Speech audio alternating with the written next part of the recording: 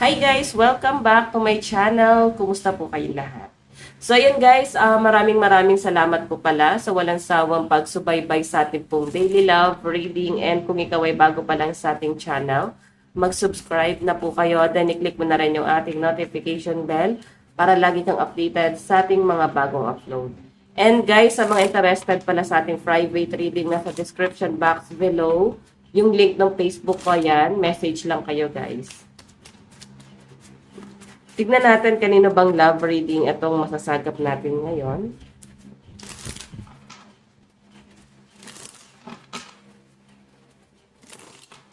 Kanino bang love reading itong masasagap natin ngayon?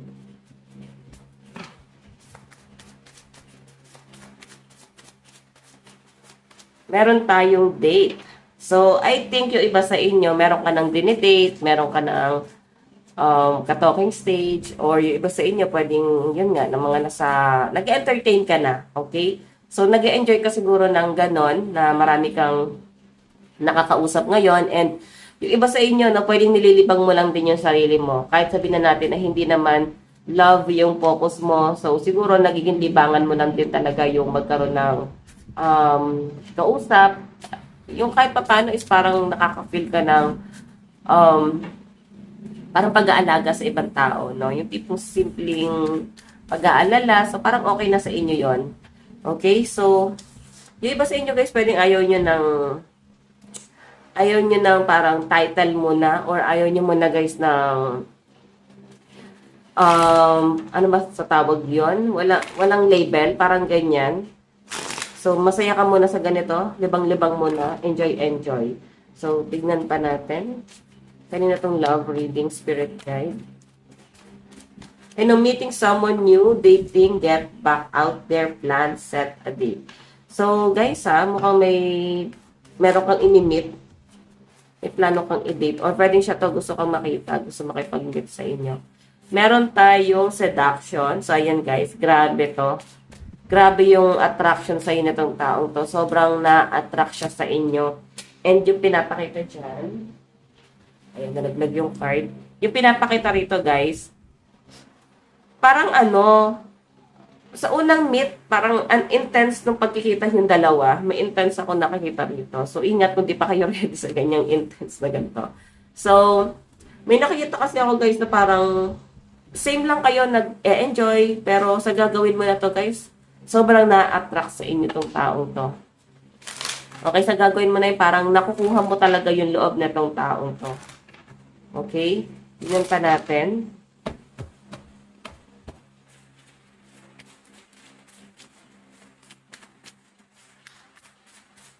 Meron tayong mask, not showing true feelings, hide personify, pretend, deludge, gaslighting. So, ingat ka lang guys. Etong dinidate mo na to, or etong ka-talking stage mo, medyo may pagka-gaslighting siya, no? So, pwedeng may pagka-manipulative rin to guys. Okay? Magaling din siya guys magpanggap. Pwedeng masaktan ka dyan sa taong kinikilala mo ngayon, naka-talking stage mo. So, huwag ka lang din mabilis ma-attach dito sa taong to. Siguro ingat-ingat na lang din muna guys kung hindi ka pa ready na ma-attach dyan sa taong yan. Okay? Tignan natin. Kasi guys, parang magaling siya magpanggap po. So, parang yung intention sa'yo kasi hindi ka pa ready mag-commit. Siya naman guys, talagang mapaglaro talaga siya. Pero kung ready ka lang naman din guys sa ganitong laro-laro lang din, is pwede rin naman makisabay ka sa kanya. Okay? Kung ready ka rin naman na hindi ka pa sure din sa kanya, so pwede kang sumabay sa kanya. Pero syempre kailangan protected ka pa rin and ingatan mo pa rin yung sarili mo. Kailangan mag-set ka pa rin ng boundaries, no? Kahit na sa talking stage, syempre pag talking stage, hindi mo pa naman talaga kilala yan ang lubusan. So kailangan may protection ka sa sarili mo, okay? Ingat ka sa mga ginagawa mo. Tignan pa natin. Cupid's arrow, ayan, lalo na parang mahuhulog ka sa taong to, no? Pero kasi pinapakita sa akin dito guys, medyo mapagpanggap siya. Pwedeng mahuhulog din naman sa inyo. Magaling siya guys mang-akit, no? Okay, pero may pagkamayabang kasi yung nakikita ko sa kanya. So, new person to guys, sa parang i-date nyo or pwedeng paparating sa buhay nyo. So, someone new. Ayusin ko lang to guys. Okay? So, kung ikaw naman talagang hindi pa ready, guys, huwag mo naman pilitin yung sarili mo. Pero kung talking stage lang na ganyan, okay lang yan, guys. And, face the consequences, guys, no?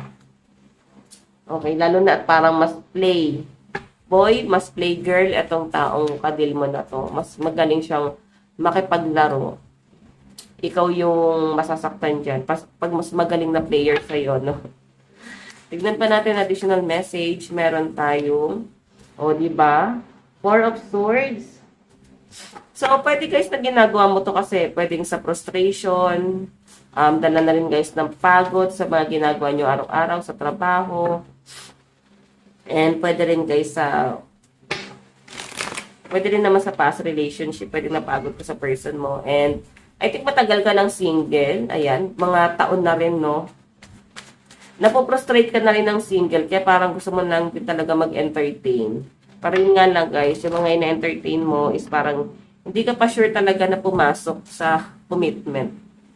Okay, pwedeng naguguluhan ka pa or yun nga, kagaya ng sabi ko kanina, is parang hindi ka nasanay, no? Kung paano ba mag-alaga, no? Paano ba alagaan yung lovers natin, lalo na kung hindi ka nasanay.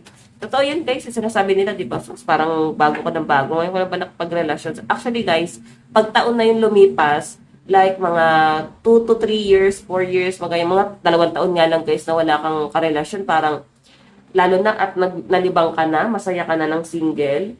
Alam niyo yun?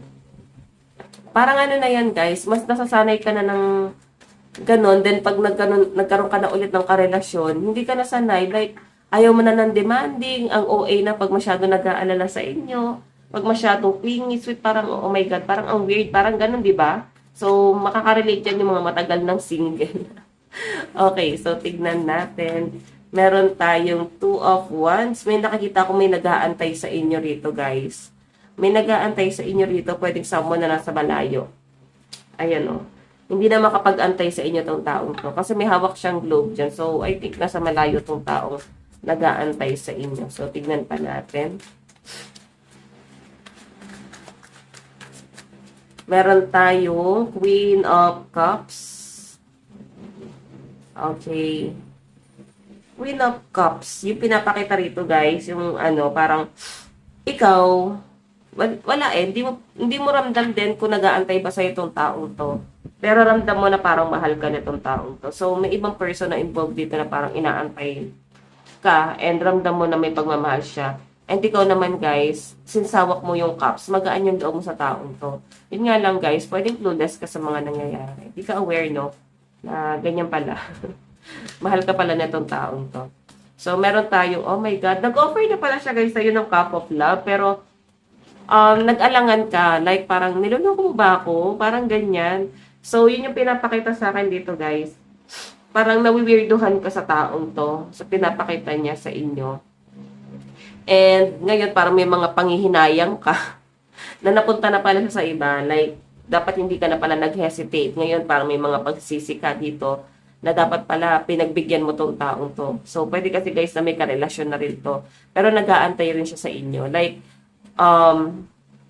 parang ano, yung pag-aantay kasi niya rito, parang ano, crush kasi na parang, first love never die. Ganon, kahit na may karelasyon na guys, hindi na nawawala yung love na yon. So, I think ikaw yung first love na tong taong to.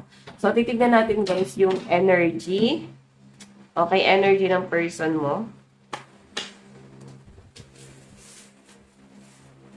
Okay. So, ano yung nararamdaman ni person sa'yo ngayon? Nararamdaman ni person sa'yo ngayon?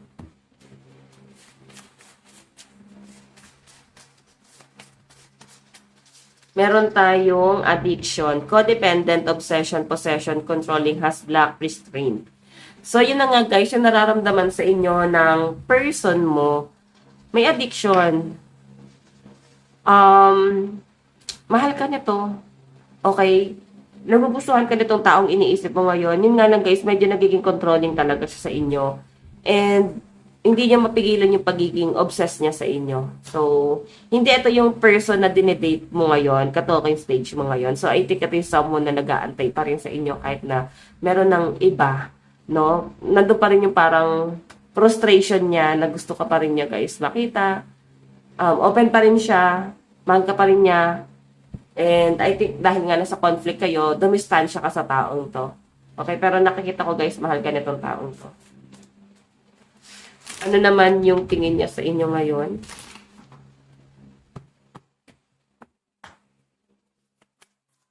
Tingin niya sa iyo ngayon? Love call. So, nagkakausap pa rin pala kayo or pwede naman, guys, na kinakausap ka pa rin niya, nag-reach out siya sa inyo, and nandito yung Cupid's arrow, no? Alam mo, nanunumbalik sa kanya yung pagmamahal niya sa inyo. Ayan, no? Someone express love, a message of love, thinking of you and letting you know na kung mukhang ginagawa ka pang third party na tong taong to. So, nasa inyo pa rin naman yun, guys, kung medyo didistansya ka sa kanya. Okay, pero yung malinaw, guys, na pinapakita sa akin dito, in relationship na kasi to eh. Pero, nagre-reach out pa rin siya sa inyo. Pwede naman, guys, na ikaw pala yung nauna. Ikaw pala yung asawa, pero mas pinili niya yon, no? Baka yung third party sinamahan niya, pero ikaw pa rin yung gusto niya. Ikaw pa rin yung inaantay-antay niya. Ayun, guys, meron ditong communication na magaganap. So, itong taong to, guys, hahanapin ka pa rin ito. Okay? So, pwede nag-uusap na kayo and kinikilig pa rin siya, no? Okay. So, tignan natin. Ano naman yung plano ni person dito sa connection na to? Ascending. So, reunion, guys. Baka magkaroon ng reunion. Pagkikita ulit sa inyo, sa pagitan yung dalawa. Pwede, guys, celebration. And magtatagpo talaga yung landas yung dalawa. Okay, so yun yung nakikita ko. Siguro, once na magkita kayo ulit, is parang manunumbalik talaga yung love. Okay, yun nga lang, stab in the back. Siguro manunumbalik din sa inyo yung kung paano kanya trinidor, no? Kung paano kanya sinaktan. So, pwede naman kasi, guys, na wala kayo naging label, no? Or kung meron man, ayan, inaantay ka pa rin niya. So, outcome sa side ni person. Ano yung outcome? Meron tayong separation. So, alam nyo, guys, ito ha, nakikita ko dyan, pwedeng hiwalayan niya yung yung kasama niya. Okay, yung kadil niya ngayon. And parang ikaw pa rin yung gusto niyang piliin. Kasi pwedeng magka-vibes talaga kayo. Pwede kasi, guys, na twin flame mo tong taong to. And separation, ex mo tong taong kadil mo na to.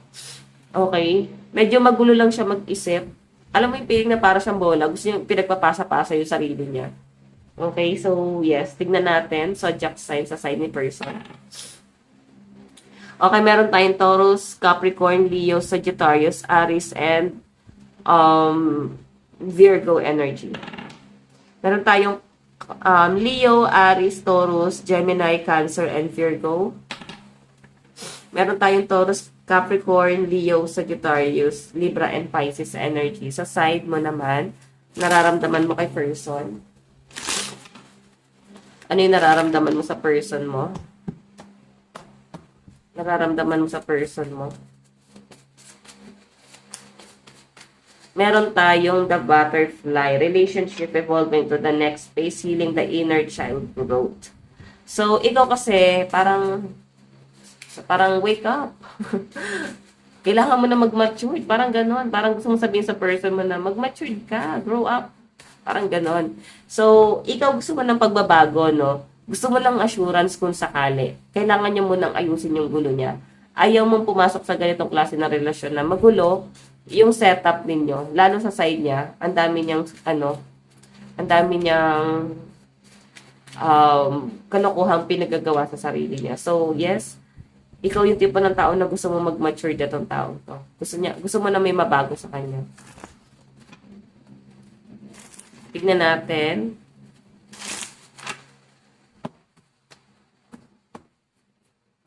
Ano yung tingin? Tingin mo sa person mo, ha? Okay, hand of cards, take chance, risk, being strategic, option, not showing hand gambling. So, medyo mabisyo pala siya, no? So, yun lang din, guys, yung pinag-aalala mo. Pwedeng mabisyo, mahilig sa sugal, mahilig sa inom, Ano ba? So, yun lang din guys yung nagiging worry mo. Pwedeng grabe guys sa Yossi. Diba? Ayan. Outcome. Outcome. Outcome tuloy. Ano yung plano? Sorry, plano. The sword and rose, clarity, truth, revelation, solidarity, force, honor, protection, power. So, ikaw, nagsiset ka ng boundaries dito sa taong to. Kasi gusto mo talaga ng assurance. Mas gusto mo maprotektahan mo yung sarili mo. Okay? So, nandun ka na sa point na mas mas mahalaga sa iyo yung peace of mind mo. So, kahit na wala ka ng love life, okay lang, marami naman nagkakagusto. So, kung hindi niya naman guys kayang ibigay yung assurance and stability para sa iyo, or hindi niya man lang guys kayang ayusin yung sarili niya. So, hindi mo guys panghihinayangan to. Kasi ganito pa lang, wala na siyang plano eh. So, magiging struggle mo lang to kung ilalaban mo yan. Kahit na manalo ka pa rito. Parang ito pa rin yung magsasuffer sa taong yan. Okay, so outcome, meron tayong talking, interested. Ayan, yung nangyayari sa inyo, di ba? May mga ka-talking stage ka, may mga dinedate ka. So, may mga may mga libangan, no? Hindi ka talaga nagpo-focus lang din dito sa emosyon na to. Okay, so tignan natin guys, zodiac sign sa side mo. Aquarius, Libra, Pisces, Capricorn, Sagittarius, and Virgo, Scorpio. Meron tayong Cancer, Virgo, Scorpio, Sagittarius, Libra, and Aquarius. Okay, Aries, Cancer, Gemini, Virgo, Scorpio, and Aquarius. Okay, so pa tayo guys ng tatlong cards na kayo papunta. Queen of Swords, mas matalino ka eh. Mas mahina yung person mo. Mas matalino ka kasi pwedeng nandun ka sa point na isipin mo, wala ka naman magiging pera sa taong to. Parang ganon, maghihirap ka lang kung pipiliin mo siya. Pwede kasi ikaw nasa abroad, nasa Pilipinas si person, no? And isa sa mga iniisip mo dito is yung magiging future mo. Parang mas practical kayo. Parang hindi pwedeng puro pagmamahalan lang. Parang ganon yung nakikita ko sa inyo. Okay. Love advice, meron tayong finances and career. And new love. So, ayan, meron kang minimit na bago. Meron tayong getting to know each other. So, alam mo, mas open ka sa bago. Oo. Parang wala akong nakikitang amor sa'yo doon sa luma. Parang nalet go mo na yung luma, no? Parang magdusa siya dyan. So, message sa universe mo. I'm so attracted to you. Yung person yan. I am becoming a better person. Si past person. Gusto yung maging better person for you. And I hide behind material things. Medyo, lang guys. Laido ka lang din, no? Kahit sa mga susunod na mga araw, buwan, siguro mas private mo yung buhay mo. Okay, so hayan, guys. Ito lang naman ang inyong reading. By the way, guys, nag-upload din ako ng love reading sa kabilang channel. Single sign, pwede niyo akong panoorin doon sa Jade Diaries. Again, guys, bukas po ulit. God bless and love you all. Bye-bye po.